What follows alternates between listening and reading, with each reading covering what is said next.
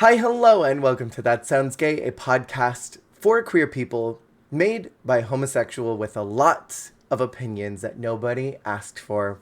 My name is Jared, and I'll be your podcast host for a short time. I'm very excited for today's episode, and I have a very special announcement. As I'm sure you noticed, there was a podcast episode that dropped on Monday, and there is another one that is dropping today, which I'm so extremely grateful and thankful.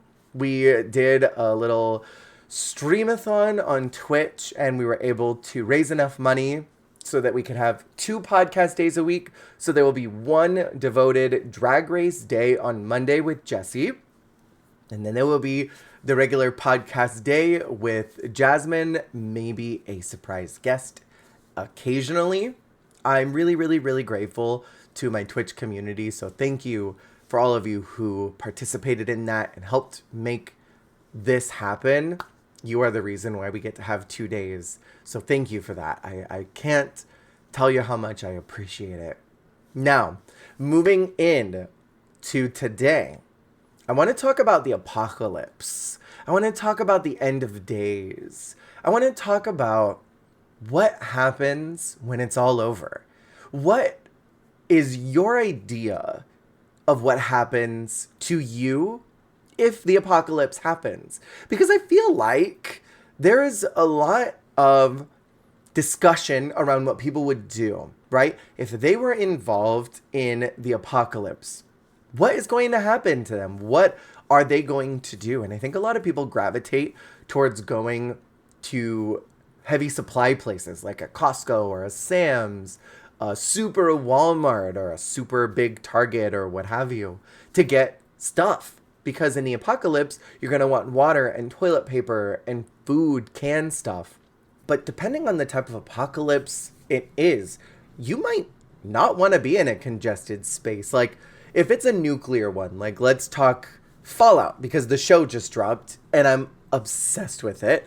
Super obsessed. I'm only on episode 3 right now, but I can't wait to keep watching more. I'm trying really hard not to binge it, but I can't guarantee I'm not going to binge it because it's that good. In a nuclear setting, you want to bunker down wherever you're at because there could potentially be fallout spread. You know, there could be clouds of radiation that are going to go across everything. And in an apocalypse like that, I don't know if I'm that interested in the survival aspect. I might just let the cloud take me, wherever it's going to take me. But in the event of a zombie apocalypse, people talk about zombie apocalypses all the time and what they're going to do. Some people just adamantly don't want to participate. They would throw themselves to a zombie horde. Let whatever happens, happens. I think I would bunker down and hang out in my own place because everyone's going to go out and try and grab supplies. But I'm going to sit around in my place and just survive off what I have until the power grid goes off. And I wouldn't go looting big places. Everybody always talks about looting the big shops, but nobody talks about looting your neighbors in an apocalypse situation. So like if there's zombies everywhere, I'm going to go knock on my neighbor's doors. You know, I'm going to go see who's around. I'm going to see who's home. And if they're a zombie, get on in there, take that zombie out, take their stuff and bring it back to my place. And if they don't have a lot, go check the next one. Because there's a lot of people that live in apartments. There's a lot of people, right? And I mean, I don't know, maybe one of those people has tons and tons of canned food. Maybe they've got lots of fresh water.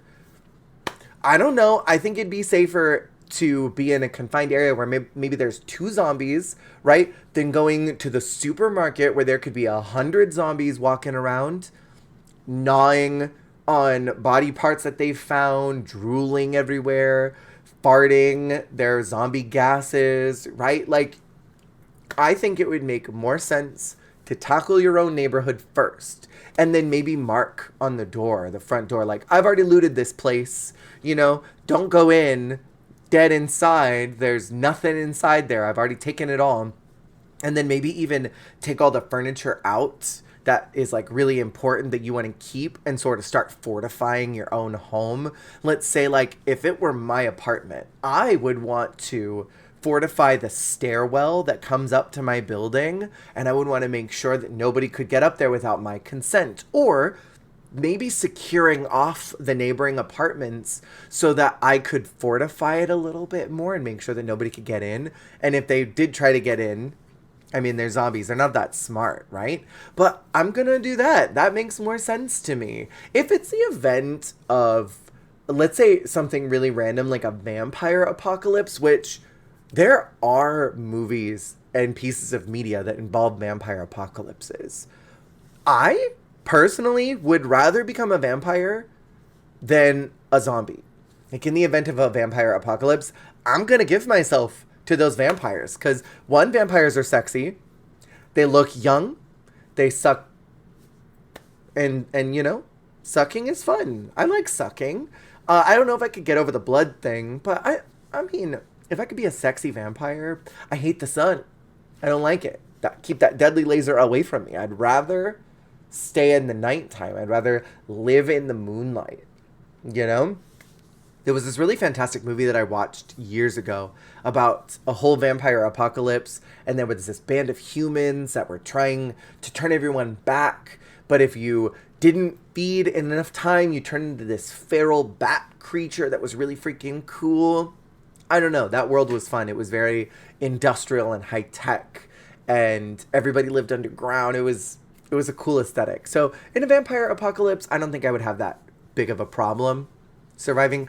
Zombies, I think after a certain while, I would get kind of bored. I don't think I would have that much fun in a zombie apocalypse, because you run out of water really quick. The electricity is going to turn off, because it's not like there's some zombie who's hanging out at the power plant turning it on every day. Eventually, all of that power is going to go away, and unless you know what you're doing and want to live in my zombie-infested world and keep the power on so that I could be sexy at home and just have my modern appliances and amenities, eventually, I'm not even going to be able to use my bidet because there won't be any clean water left. And I can handle my own BO. Like, I'm not the type of person that gets too offended by my own smell. I've gone several days without showering before, and I can handle myself. I'm fine with that. I don't mind. But in every one of those situations, I've been able to clean my butt. I may not be bathing during depression spirals, but I'm fully making sure my butt is clean. I have a bidet. It's lovely. Get a bidet if you don't have one. It's a good investment. Keep your butt clean. At some point, I couldn't handle the booty stank, and I think I would have a problem, personally, walking around with stanky booties. So, I don't know. I don't think the zombie apocalypse would be that it for me. I think it'd be fun surviving on my own for a while, maybe with the cats for a little bit. But then after a while, I think it loses its appeal. And there are some people who are doomsday preppers. They live for the apocalypse. They can't wait for it to happen because they've got a stock room that is top to bottom full of canned goods and things that aren't going to expire for many years.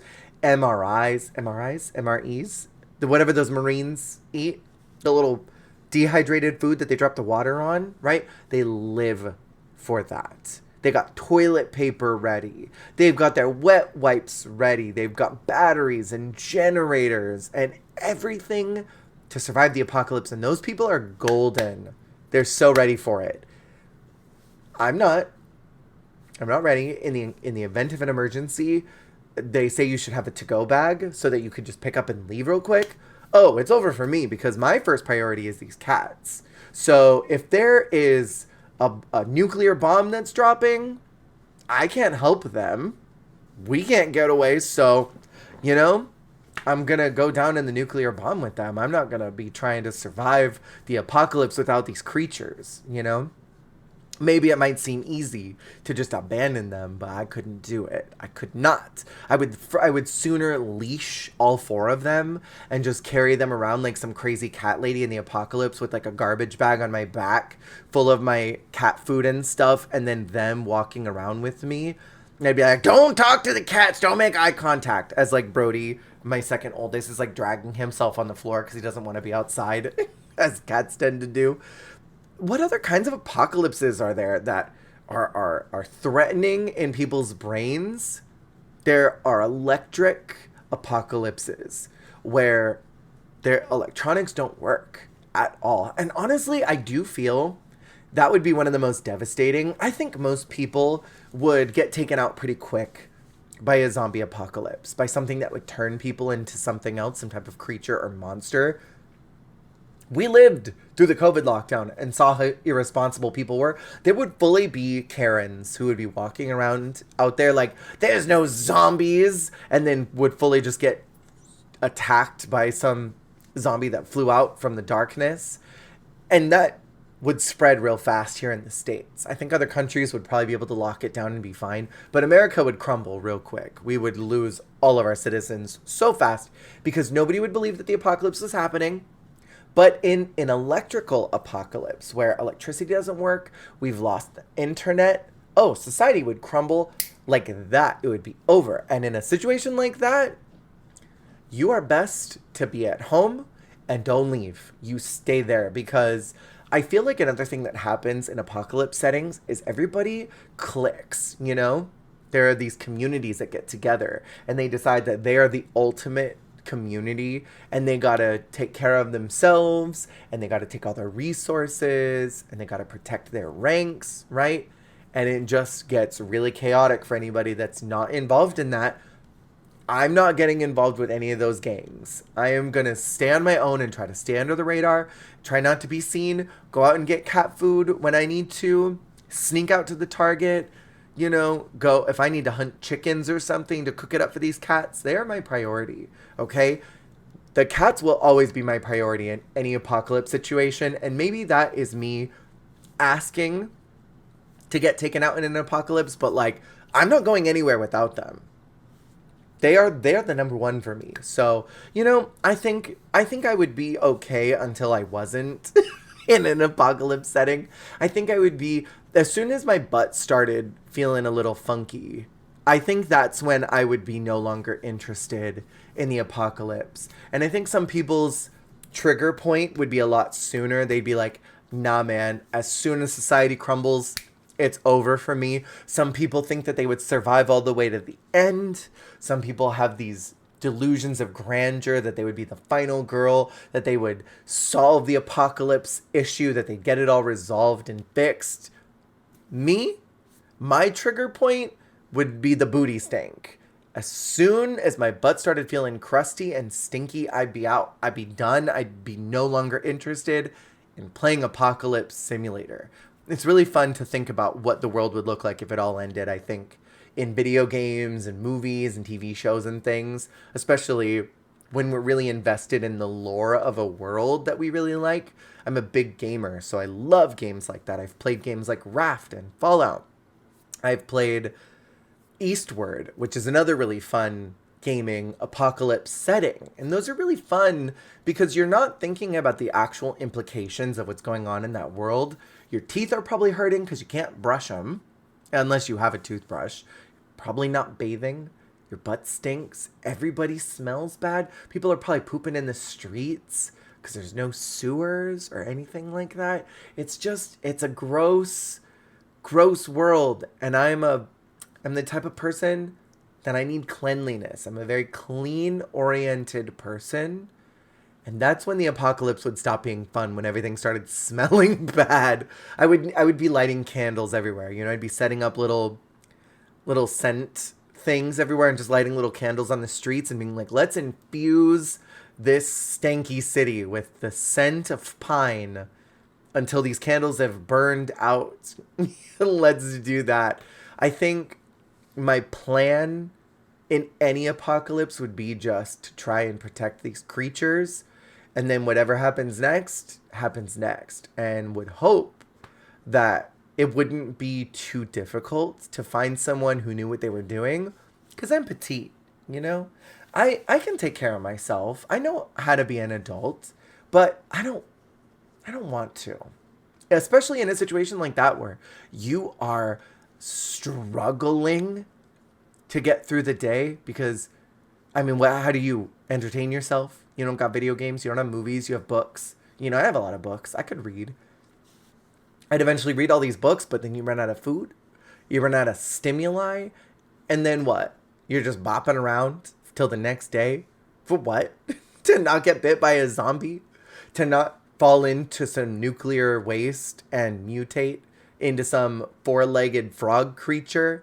You know what I mean? I don't know. The apocalypse sounds really fun at first, and then you start thinking about all the greater implications of it. I'm curious how others feel about this. I've talked to many people, and everybody's different. Everybody has a different perspective on how long they would last. Some people say they'd be out right out the gates. They wouldn't even make it enough into the apocalypse to even have a game plan. And not that I'm necessarily doomsday prepping or anything, but I like to think about it in the back of my head. What would I do if a fallout situation happened and nuclear bombs dropped all over the world, and maybe I happened to be safe in my little corner of the world and I was able to survive till the next couple months? What do I do then? You know? What is my game plan? I'm going to live off the fat of the land, you know, eat whatever remaining box goods there are. As soon as I start needing to hunt, you know, I got to eat a turtle or something to survive. Nah, fam. I like my packaged goods. I like chips. I like sweets. I like my candies. I like my burgers from Jack in the Box. If I can't have that, I'm not here for it. I just don't think it's for me. You know? That's where I'm at. So, without further ado, let's jump into today's podcast episode. Very excited for today's. It should be a good one. I hope you enjoy it. And thank you again to my Twitch community for making the ability to have 2 days on this podcast a reality. So thank you for that. And if you are watching on YouTube, please make sure to check out my podcast. You can subscribe. Either one of the links are below. We have it available on Spotify as well as Apple. Thank you for watching this visual podcast episode.